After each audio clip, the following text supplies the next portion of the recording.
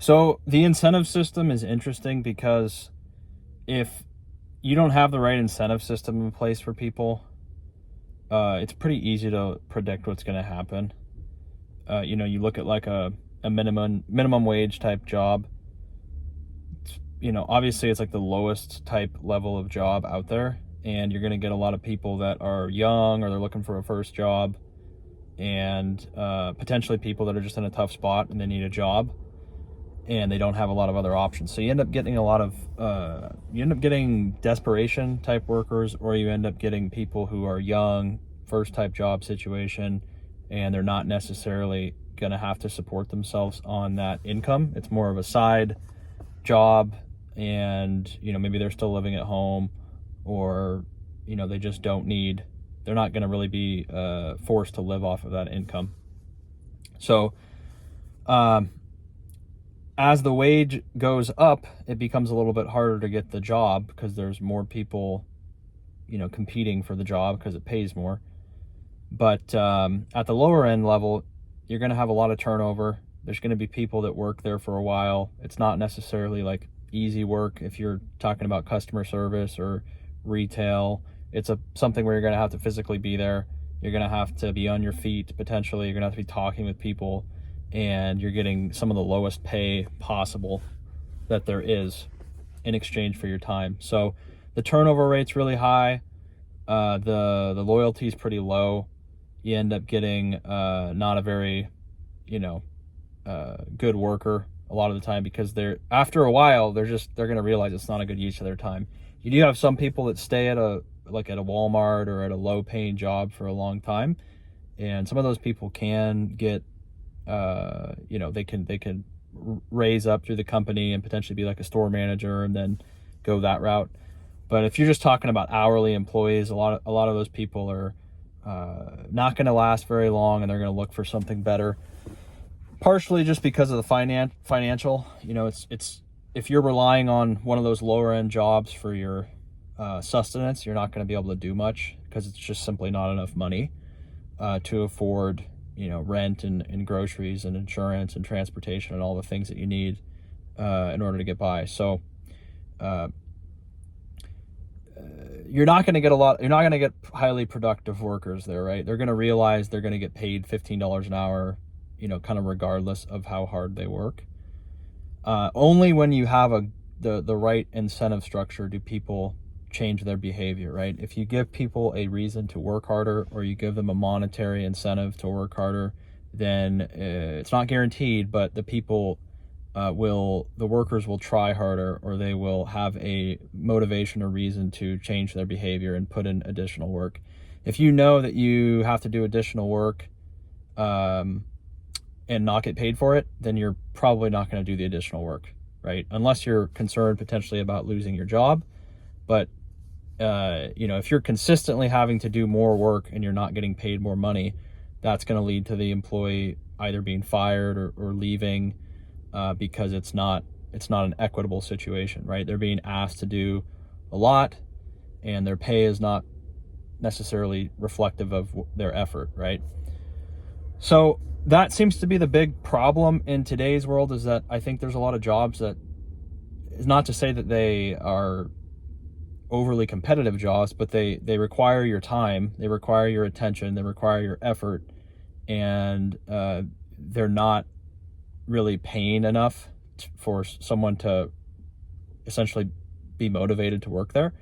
Now, a lot of the people are, like I said, are just desperation, right? They need a job, they can't necessarily be unemployed, and they need the income, so they're willing to kind of bend to the employer and do whatever they're being asked to do, even though it might not be really equitable for them.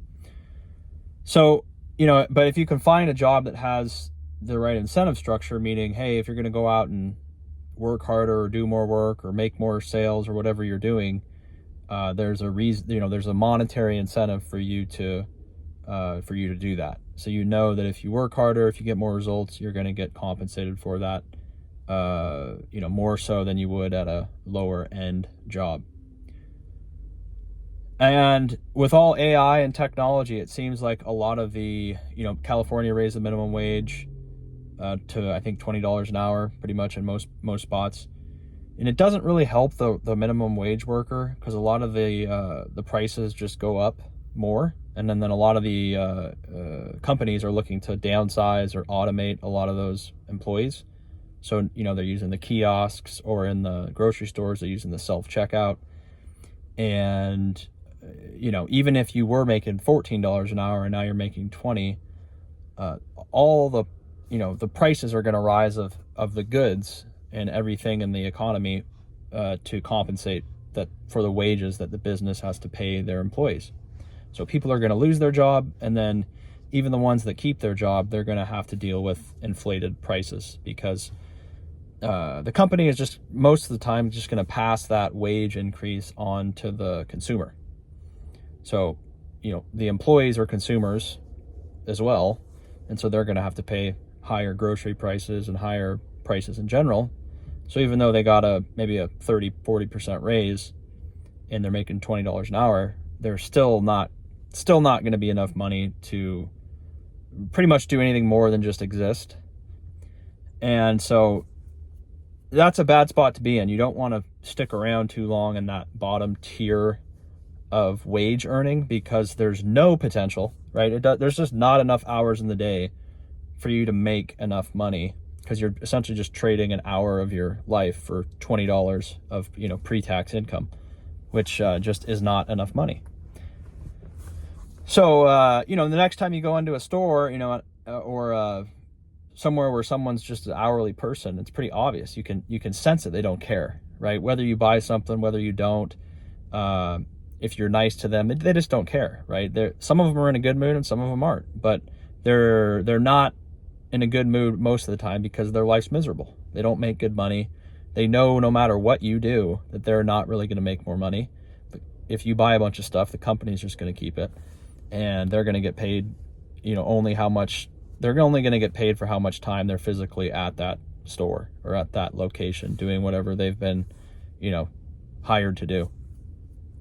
So there's a big difference, though, like when you're talking to someone who's a salesperson or someone that cares about what you do, because they get paid based on what you do, right? If they're commission, or if it's a real estate type transaction, or you're buying something, or you're wanting to work with like a financial advisor or something, those people are going to care about getting you as a client, because if you're a client of theirs, they're going to make more money. So the whole relationship changes, because they know if they do a good job for you, they are going to be financially, positively impacted.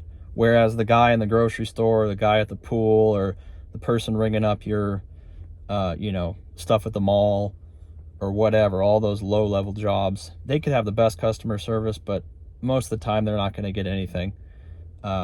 Maybe you give them a little bit of a bigger tip, but they're not getting any sort of actual, money for doing their job. They're just getting their hourly rate.